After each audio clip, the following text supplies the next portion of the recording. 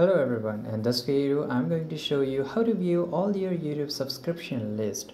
Well, this is very easy thing to do. So you have to just open your YouTube app here, and once you open it up, right, to view your subscription you have to go to the subscription section, which is on the bottom right side corner here.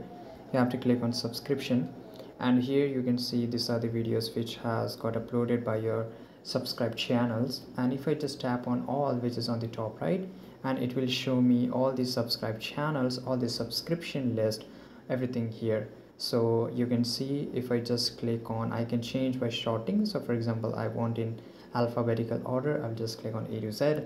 I can unsubscribe here, as well as I can turn off the notification at once.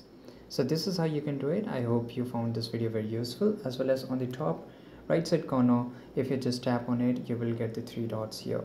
So to unsubscribe, just click on unsubscribe here, and as you can see, it has got unsubscribe. If I refresh it out, it will just get out.